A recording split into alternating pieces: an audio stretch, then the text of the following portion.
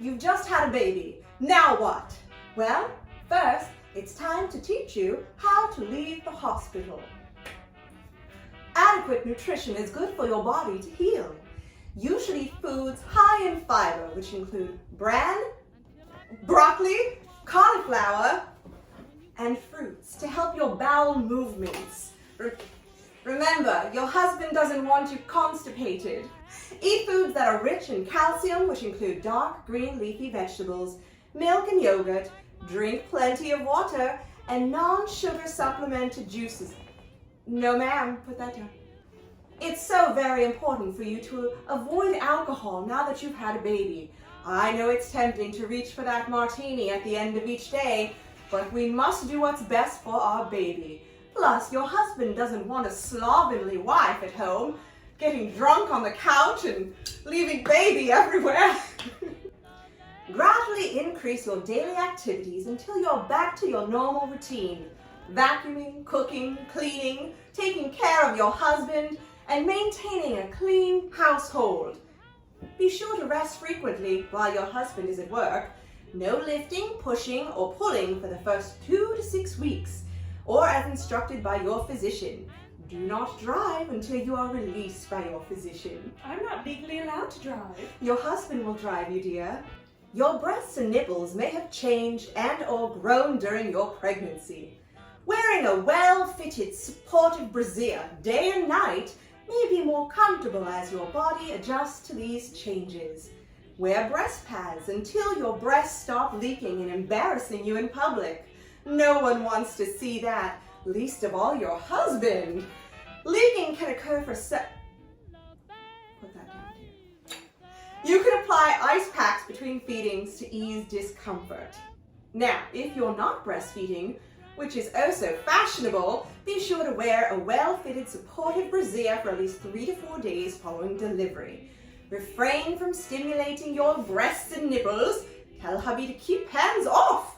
No pumping breast milk, and permit the newborn to suckle to alleviate engorgement. Apply cold compresses in the form of a frozen wet towel, cold packs, or you can even do cold lettuce leaves. Make a salad of your bosoms. To prevent tissue injury, do not apply cold directly to your bare skin. No massaging or applying heat. Your baby's mouth should form a tight seal. The lip should be against the areola, not the nipple. If the baby is suckling incorrectly, slide a finger between your baby's lips and your breast to break the suction gently. Reposition and try again. How long should you nurse? That's a good question, dear. As long as your baby or husband wants, which is usually 10 to 30 minutes, and at first your newborn will probably want to nurse many times in a 24-hour period, though not for very long. It is important for the health of your breasts to have your infant feed from both every feeding. Good signs of nursing: hearing your baby swallow without a clicking sound, seeing movement above the baby's ears, and not seeing dimples in your baby's cheek. You and the baby should appear calm and relaxed during the feeding. You should feel gentle tugging at your nipple, but no pain after the first few minutes. If you do feel pain, it may mean the baby is not positioned properly or that the tongue does not extend past the lower jaw. Remove the baby and begin again. Wash your hands frequently as you are caring for yourself. To prevent infection, always wipe from front to back after going to the toilet, and clean your bottom with warm tap water. Oopsie poopsie. Using the Perry bottle after you urinate or have a bowel movement. It is important that you change your pad frequently. When it comes to bleeding, vaginal flow will decrease in amount from bright red to pinkish or brown to a yellow or cream color. Your menstrual period may occur as early as 6 weeks to 2 months after the birth of your baby. And now for bowel movements. And now for the uncomfortable, embarrassing topic of bowel movements. You really want to avoid constipation, darling. You may take a mild laxative or stool softener until your bowel movements have returned to your normal pattern. Be sure to increase fluid and fiber in your diet, and you'll be pooping regularly in no time. So you've just had a baby. Do you want more? Probably not right away. Therefore, it is so important for you to discuss your birth control options with your healthcare provider and husband.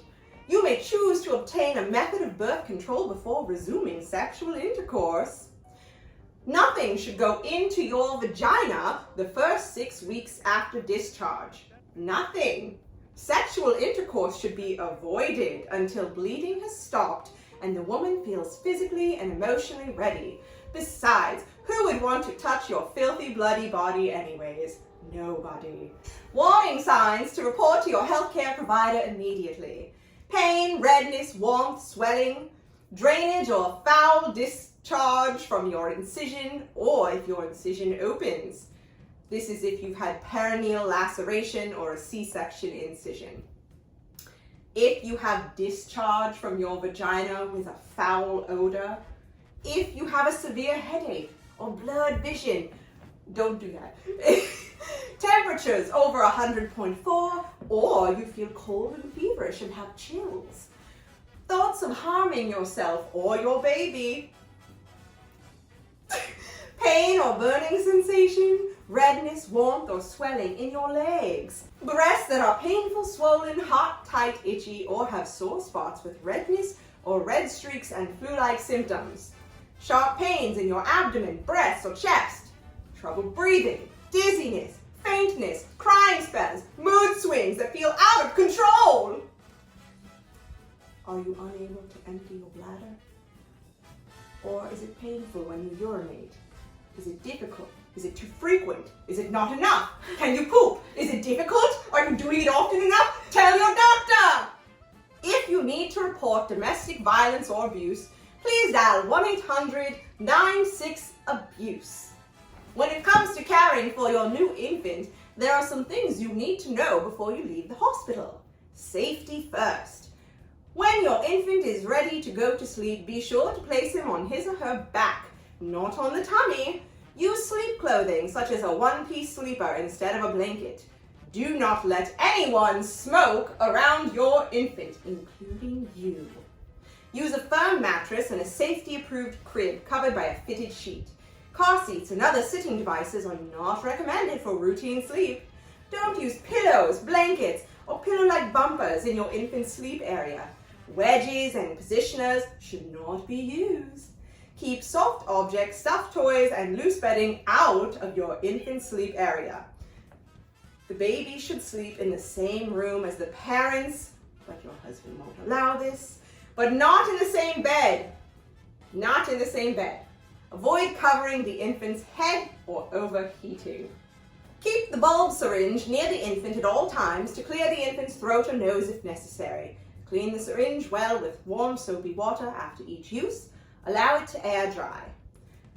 Washing your hands prior to handling your baby is of the utmost concern. When using a car seat, all infants are required by law to be in a car seat while your car is in motion. Don't place the child in your lap or beside you on the seat. They should be placed in a child safety seat according to your state's laws. The use of outdoor announcements is not recommended to announce the birth because they call attention to the presence of a new infant at home, and psychopaths may want to come and steal your baby in the night. They climb in your window and they take your baby. Don't do it. Question any unfamiliar person visiting your home or inquiring about your baby after discharge. Trust no one. Ma'am, do not use home monitors or commercial devices marketed to reduce the risk of SIDS. Do you know about SIDS, ma'am? Sudden infant death syndrome? I'm not allowed to get educated. I don't know much. Ask your husband. You might be wondering what a new baby does, how it will act, how you can expect your baby to behave once you bring it home. Crying is a normal response. Babies cry all the time. The most likely causes for crying are hunger, needing a diaper change, or needing to burp. You should burp your baby after each feed. Calming techniques include feeding your infant, changing the diaper, gently rubbing the back or tummy, walking with your infant, rocking your infant, skin-to-skin contact, giving your baby a pacifier. It is never okay to shake your infant. No matter how much you may want to, it's not good. Don't do it. If you get frustrated or angry, place your infant in a safe place, take a break, and call a friend. Infants require a lot of sleep. You should be waking your baby at least every 3 to 4 hours for feeding. Place your baby on his or her tummy Place him on his tummy for supervised tummy time. This will strengthen his neck and abdomen so that he may eventually begin crawling all over your home. Breastfeed your infant 8 to 10 times a day based on the infant's cues. Be sure to hold your infant close to you while feeding. Your infant needs to be cuddled and skin-to-skin time is recommended. After feeding, hold them upright over your shoulder while gently patting or rubbing their back to burp. That's a good baby. If you are formula feeding, your neonate is receiving a Similac or Enfamil diet. If your baby sleeps longer than 4 or 5 hours and misses feedings, awaken them and make them eat. Not like that. Your infant will generally take 2 to 3 ounces per feeding after the first few days of life and will need to eat every 3 to 4 hours. Be sure to hold the infant close, cuddle them, never prop the infant's bottle to feed. They still need to be burped after every half ounce of formula. After feeding, hold them upright over your shoulder, gently pat or rub their back to burp. Good job. What are some newborn characteristics you might see? A rash. It is common for your infant to develop a rash on his or her skin. It appears with small red circular areas with a white dot in the middle. Do not be alarmed. This does not require treatment and will generally resolve within the first week of life. Avoid lotions, powders, perfume soaps, and makeup to cover your baby's hideous rash. Try not to fall out of love with your new child when you see how hideous it has become. Milia are pearly white bumps, usually on the face, especially the nose. They will disappear within the first week of life. Please do not try to pop your baby's pimples. It's not good and it never ends well. Jaundice is a common occurrence in newborns. Your infant may appear to have a yellow coloring to his or her skin. It will start in the face and progress down to the toes. If your infant appears more yellow in the next 24 hours, you need to call your healthcare provider immediately. When it comes to caring your infant, you will occasionally have to give it a bath. It will need to be sponge bathed until the umbilical cord falls off. Be sure to use a soft washcloth and plain water. Gently wash your infant's face. Bathe them from head to toe, saving the diaper area for last. Remember, we don't go A to M. That was unladylike. Mild infant type soap may be used on your infant's body. When it comes to their cord, keep it clean and dry. Cleanse it with warm water and soap when it is soiled. Inspect the cord and surrounding skin with diaper changes and notify your Notify the pediatrician if drainage or discoloration is noted. The umbilical cord will generally fall off within 2 weeks of life. When it comes to your baby, soiling diapers, 1 to 2 are normal for the first day or 2 of life. Day 3 and my bow. Hold please. Day 3 and 4 should have 3 fecal and wet diapers. Then you should expect to have 6 to 8 wet diapers of pale urine every day. Over the next few days, your infant's bowel movements will begin to change from a yellow-green to a mustard yellow and will soften in consistency. Your infant should have at least 1 bowel movement every 24 hours. You may want to keep a record of your infant's wet and dirty diapers to monitor adequate elimination and hydration. Get a fancy, pretty notebook and write down every time your baby drops a deuce. If you have a female baby, wipe them from front to back. Be sure to cleanse all creases and folds to prevent diaper rash. Pat dry and diaper. It's normal for baby girls to have a white or pinkish discharge. The secretions are normal and will gradually disappear. If your baby has an uncircumcised penis, always wipe from front to back. Be sure to clean all their creases to prevent a rash. Pat dry and diaper. If you have circumcised your baby, always wipe from front to back.